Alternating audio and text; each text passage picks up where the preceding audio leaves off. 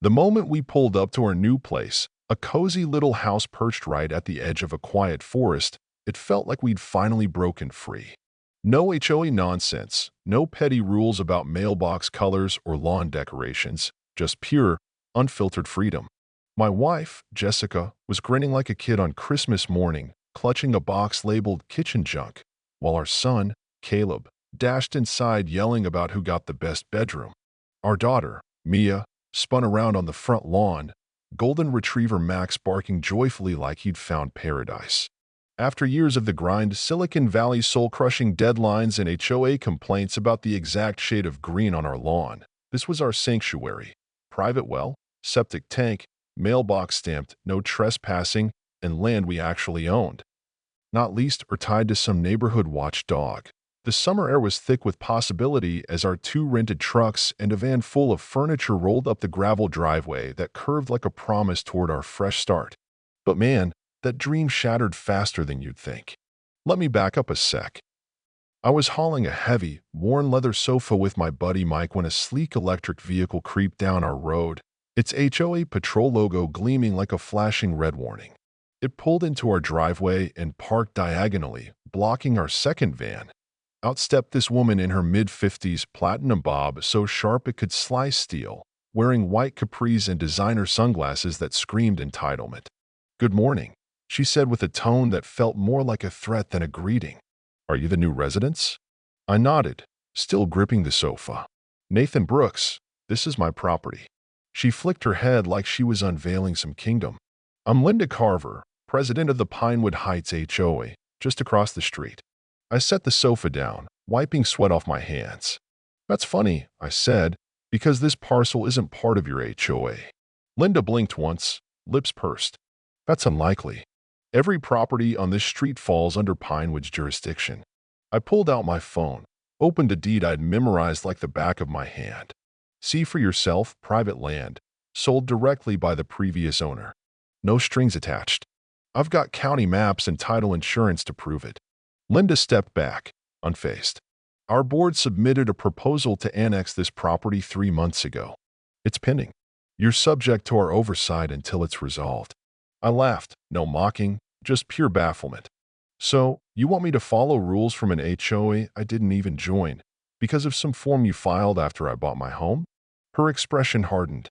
"Sea salt changes to the property, including moving heavy items. This driveway isn't built for freight." I glanced at the sturdy gravel, capable of supporting a tank. "Honestly, I said, voice sharper now. "I didn't spend 8 months closing on a non-HOA home just to ask permission to move my couch." Linda's lips thinned. She snapped photos of our license plates, climbed into her golf cart, and left a cloud of judgmental dust behind her. I thought that was the end of it. We unloaded the first truck by afternoon. Jessica unpacked the kitchen. Kids found a dead squirrel they wanted to name, and life felt good, strange, but good. Then, just 30 minutes later, 2 police cruisers rolled up, no sirens. But the officers' eyes carried the weight of a potential trespassing call involving minors. Covered in sweat and dust, I faced them, heart pounding. "Afternoon, sir," said the taller officer, hand resting near his belt. "Nathan Brooks? We got a report about unauthorized occupancy." I nodded. "This is my house. Closed last month. What's the issue?" The second officer glanced around. "A homeowners association claims you're squatting, obstructing access." I scoffed. "Squatting? With a moving van and a mortgage?" "Yeah, that happened." Before they could reply, Linda's patrol cart hummed back, this time with 2 lackeys, a wiry man with a clipboard and an older woman in pastel linen, the kind who'd complain about singing birds. "I told you," Linda declared, thrusting a manila folder at the officers. "This man moved in without authorization. Property is under review. He's violating community standards." I stood my ground, showing them my deed, title, county map, even a notarized letter from my attorney proving no pending applications affected my land. The officers retreated to their cruiser with both document sets, leaving us in intense silence. Linda glared like I'd defiled her sacred turf. After about 20 minutes, the taller officer returned. "Mr. Brooks, your documents check out. This property isn't part of Pinewood Heights HOA. County confirmed it was excluded from annexation plans a decade ago." I grinned. So, we're done here? He nodded, turning to Linda. Ma'am, unless there's evidence of a crime, this is a civil matter. Barely. Linda's face twisted in frustration. This man's a disruptor. He has a dangerous dog, commercial vehicles, threatens property values. The shorter officer coughed, unimpressed. None of that's illegal. Linda stormed off, shouting from her cart, "You won't last here." The officers tipped their hats, whispering, "Get some cameras, just in case." The eerie quiet didn't last long. That evening, as I sipped a beer on the porch with Jessica and Max asleep at our feet, a sharp knock jolted us. Taped to our fence was an official-looking notice on Pinewood Heights HOA letterhead, signed by Linda and 4 others. It ordered us to vacate within 48 hours for violating community integration policy. Jessica muttered, "They're unhinged." I snapped a photo, texting my attorney with the caption, "Frame or burn." By noon the next day, a county SUV arrived.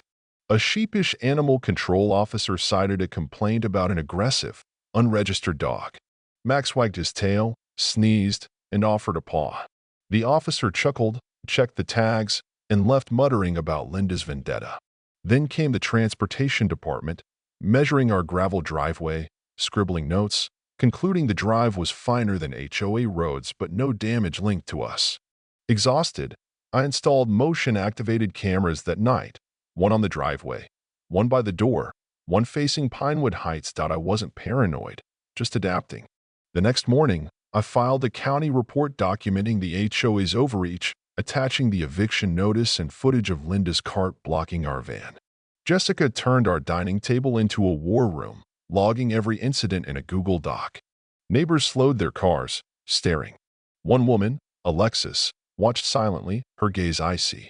By evening, a courier delivered a sealed HOA envelope with annexation papers and a cartoonish map highlighting our land as Zone Expansion Phase 3. Among the community contributors was a name I knew, Thomas Reed.